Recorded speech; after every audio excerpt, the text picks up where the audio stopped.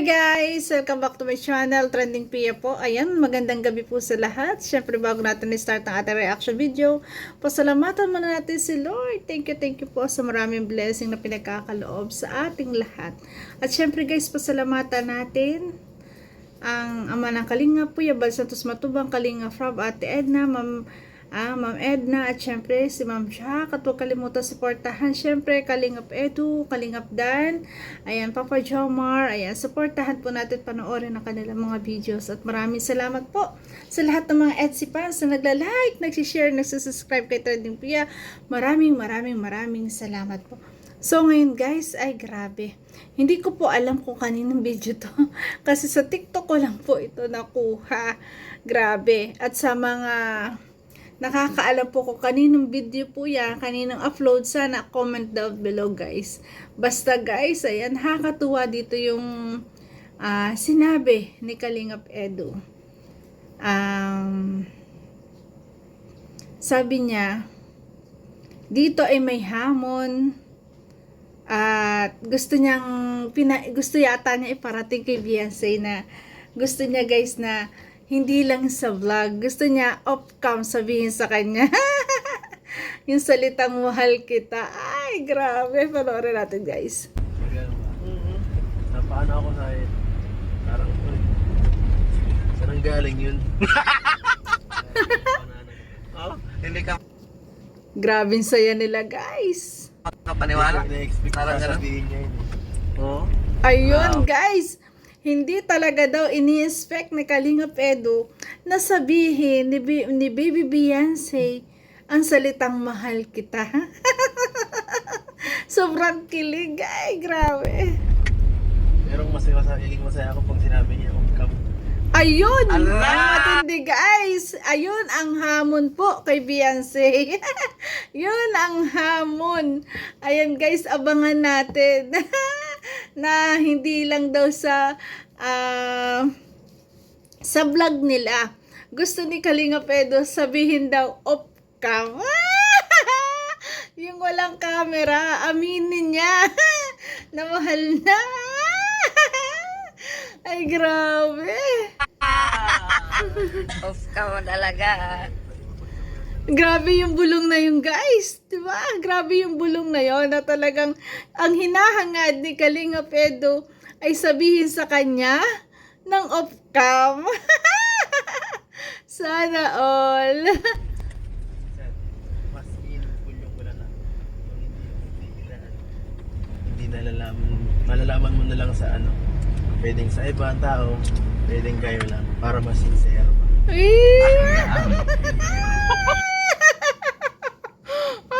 Yung wala ba gusto ni Kalingap Edu. Ayan. Ay, grabe, guys.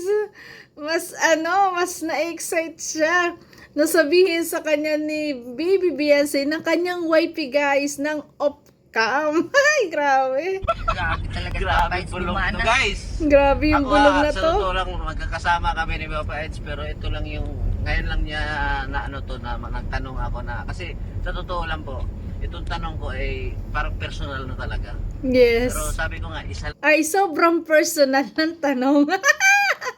Pero nakakatuwa kasi, ayan, napanood natin. Ay, grabe. lang kung pwede. No? Yun, sinabi nga niya. Hindi na. Billboard, guys. Ayan. Grabe.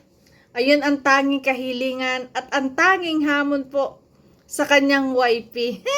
Sana mapanood mo to, Beyonce. Sana mapanood mo talaga to. Kasi ito pala ang tanging hinihiling ng iyong hubby. Na hindi lang, na gusto niyang marinig off-cam yun, na sasabihin mo sa kanya. Ay, grabe yung pala tanging kahilingan na way pagbigyan. At ito guys, ayan.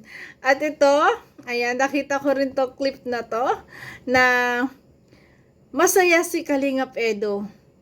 Okay lang daw na walang billboard ang kanyang wifey.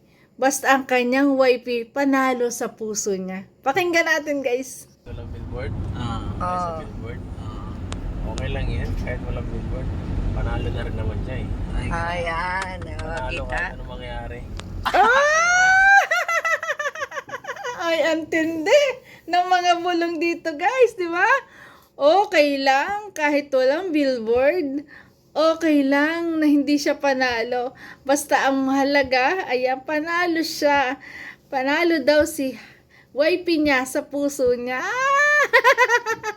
Sana all panalo. Ay, grabe, guys. Hindi natin na-expect yung mga ganitong ganitong talagang pagsasalita ni Kalingap Edo na talagang maa-amaze tayo. Grabe. At dito guys, kitang-kita mo sa kanyang mukha, talaga napaka-blooming niya. Grabe, halatang in love talaga. At sana, ayan, ang tanging hiling. Sana mapuno to ni Beyonce. Ay, grabe. Paglaban mo. Grabe. Ipaglaban mo daw. Oh, ayan no, napaka-blooming din ng kanyang wifey. Grabe, oh, ang ganda. Ay, grabe. Oh, di ba? Napaka-fresh. Ay, grabe naman. Pag hindi pa naman ma-inlove dyan ng gusto. Si Kalingap Edo, pagkakagandang yan. Ay, grabe. Ay, grabe, oh. Ang ganda. Ayan, na kahit daw walang billboard, kahit hindi nanalo, ang mahalaga, panalo siya sa buhay ni Edo, panalo siya sa puso ni Edo, yun yung importante. Ay, grabe.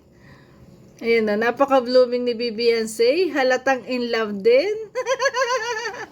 Siguro guys, para sa akin, kailangan nila ng more time na magkasama. Kailangan nila na lagi nagkikita off-cam. Di ba? Kailangan nila yung time talaga sa isa't isa. Para talagang, ayun, ayong hinihiling, ayun tanging kahilingan ni Kalingap Edo, mangyari. O, di ba? Ayun, napaka-blooming naman, o. Bagay din sa kanya bigote. Ang kulit, o. Ay, napakagandang bata. Grabe. Ay, grabe. Yan, ang kanta dito yan, na in love sa titig mo. Ah!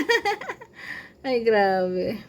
Inalis natin yung sounds kasi copyright claim po. Pero ang mahalaga guys, kaya ako pinakita to kasi para ipakita ko sa inyo talagang blooming na blooming. At syempre, blooming din si Kalingap Edo. Grabe guys, sana challenge accepted ba? YP? Accept mo ba yung challenge na yon? Accept mo ba? Accept syempre yan, di ba? Kasi alam naman natin na talagang mahal niya. Ayan, mahal niya si Edo na hindi lang talaga sa vlog. Siguro kasi, hindi lang to masabi off-cam, pero makikita naman sa mga kilos at syempre tulad nga sa ring, di ba? Pareha silang may ring, di ba? Hindi lang masabi, siguro talagang mahihain kasi si Beyonce, no? Mahihain siya. At si Kalingap Edo ganun din. Siguro talagang nagkakahiyaan pa silang dalawa. Although na yung mga pinag-uusapan nila ay sa vlog.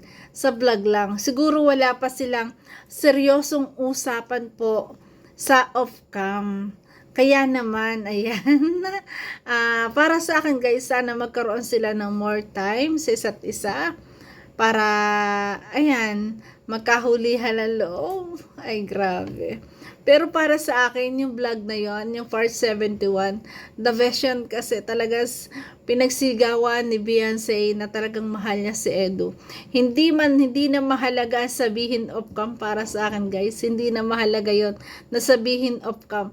Kasi ang isang babae, hindi yan magsasalita sa camera at maririnig ng buong mundo kung hindi yan totoo. 'Di ba?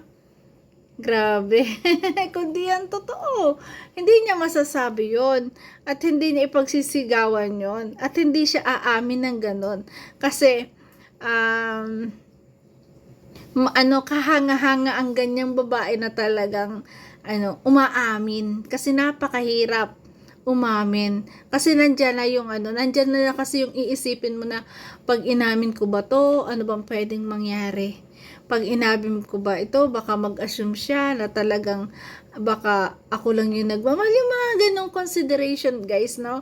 Na ganon yung mga iniisip natin bilang isang babae. Mutual ba kami ng nararamdaman?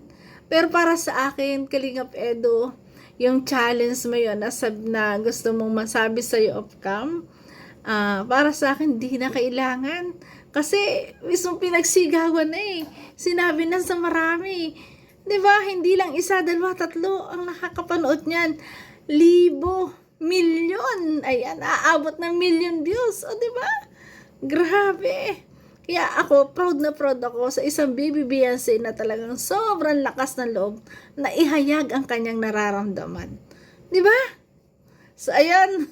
Basta, ang mahalaga, blooming silang dalawa.